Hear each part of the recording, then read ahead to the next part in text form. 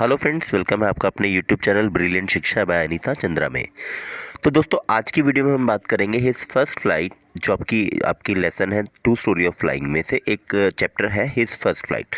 तो इस पूरे चैप्टर में हम लोग पढ़ेंगे एक सीगल की स्टोरी, मतलब एक पक्षी की स्टोरी, कि कैसे उसे अपने ऊपर विश्वास नहीं है और वो उड़ना नहीं चाहता, लेकिन फाइनली कैसे उसकी जो मदर है और उसकी फैमिली है उसको कैसे उड़ना सिखाते हैं, कैसे उसको बताते हैं कि तुम्हें उड़ना बहुत ज़रूरी है, और कैसे उसे इंस्पायर करते हैं, कैसे उसको इंस्पायर करते हैं उड़ने के लिए। तो ये पूरी स्टोरी उसी सीगल की है। तो चलिए स्टार्ट करेंगे स्टोरी। उससे पहले अगर आप चैनल पर नए हैं तो लाइक, शेयर और सब्सक्राइब जरूर कर दीजिए।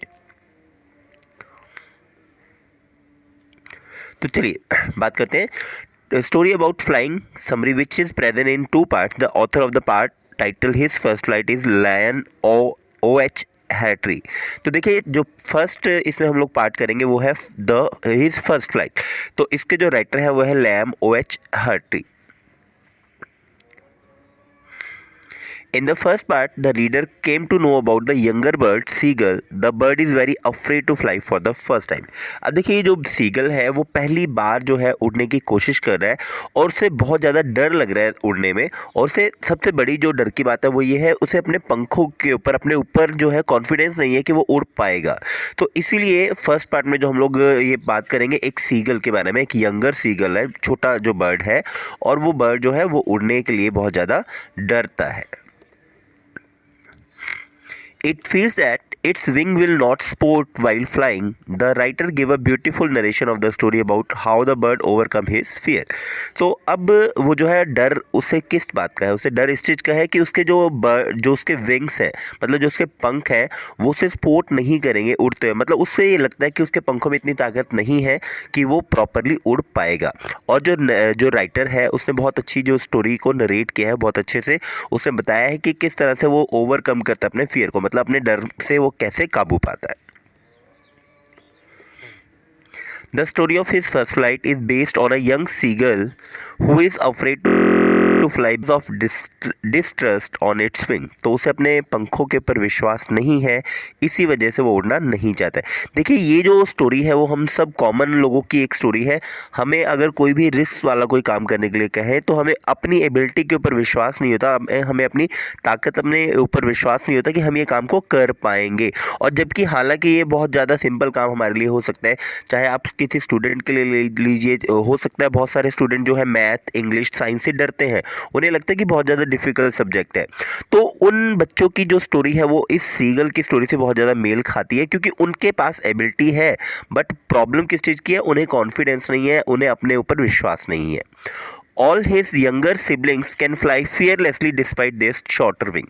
अब देखिए, उसके जो और छोटे भाई बहन है, सीगल अभी नहीं उड़ पा रहा है क्योंकि उसे विश्वास नहीं है। दूसरी तरफ उसके जो छोटे जो सिबलिंग्स हैं, सिबलिंग्स मतलब छोटे जो भाई बहन है और जो दूसरे पक्षी हैं, वो आराम से उड़ पा रहे हैं, जबकि वो इससे बहुत ज़्यादा छोटे हैं। On the other hand, the young bird cannot gather the courage to trust his wing। अब देखिए, इसके पास प्रॉब्लम क्या है, उड़ने में प्रॉब्लम है कि उसे वो विश्वास ही इकट्ठा नहीं कर पा रहा है अपने विंग्स पे विश्वास करने के लिए। He always become afraid when coming forward to the brink of the ledge and attempting to fly. अब देखिए, ब्रिंक ऑफ द लेज क्या है, एक चट्टान के ऊपर ये लोग रहते हैं, और उस चट्टान से जैसे वो किनारे पर आता है और वहाँ से उड़ने की कोशिश करता है, तभी वो डर जाता है। तो भी जो उसके अंदर साहस आना चाहिए, जो उसके अंदर करेज आना चाहिए, वो उस करेज को नहीं वो इकट्ठा कर पाता है, इसीलिए वो डर जाता है और जो फ्लाई के लिए अटैम्प्ट करना है, जो उड़ने की कोशिश उसे करनी है, वो नहीं कर पाता। His mother and father came around calling him and threatening him staff on the ledge unless he flies। अब देखिए, अब उसके मदर और जो फादर हैं वो भी उससे परेशान हैं। वो उसको बोलते हैं, उसको थ्रेट करते हैं, उसको धमकी देते हैं कि अगर तुम उड़ोगे नहीं तो तुम इसी चट्टान के ऊपर बैठे बैठे भूखे मर जाओगे, हम तुम्हें खाना नहीं देंगे। Despite all the upbraiding and calling to him shrilly he could not move. देखिए, उसे बहुत ज़्यादा धमकाते हैं, उसे बहुत ज़्यादा डांटते हैं, लेकिन इसके बाद भी वो अपने आप को मूव नहीं करा पा रहा है, वहाँ से हिल नहीं पा रहा है। All day long he watched his parents fly with his siblings and teaching him them how to skim the wave. अब देखिए, पूरा का पूरा दिन उसकी पूरी फैमिली जो है उसके आसपास मंडराती रहती है, उसको सिखाती है किस तरह से उड़ना है। उसके छोटे भाई बहन भी उसको बताते हैं, लेकिन वो प्रॉब्लम उसके साथ वही है, वो अपनी हिम्मत इकट्ठा नहीं कर पा रहा है, अपने आप को इस चीज़ के लिए मेंटली प्रिपेयर नहीं कर पा रहा है कि उसे उड़ना है।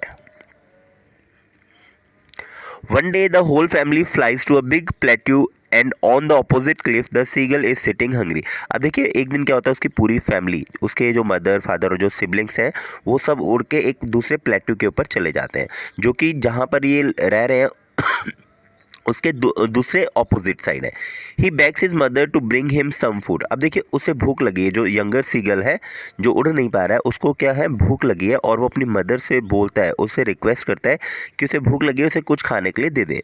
His mother picks a piece of fish and flies across to him. अब देखिए उसकी मदर क्या करती है, वहाँ से उड़ के आती है और एक जो फिश है डाइव करके फिश लेके आती है और उस तक लाने की कोशिश करती है। अब देखिए जो सीगल है उसे भूख से वो पागल हुआ जा रहा है, उससे कंट्रोल नहीं हो रहा है, तो जैसे ही वो फिश उसके पास लाती है उसको छोड़ देती है।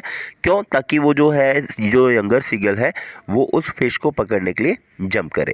तो होता भी वही है, अब उसको बहुत ज़्यादा भूख लगी है, तो जब जैसे वो सामने फिश को देखता है तो यंगर सीगल क्या करता है, उस फिश को पकड़ने के लिए, उसको उठाने के लिए वो क्या करता है, एक जंप करता है। He jumped at the fish with a loud shout, और वो चिल्लाते हुए उस पे फिश पे जंप कर देता है।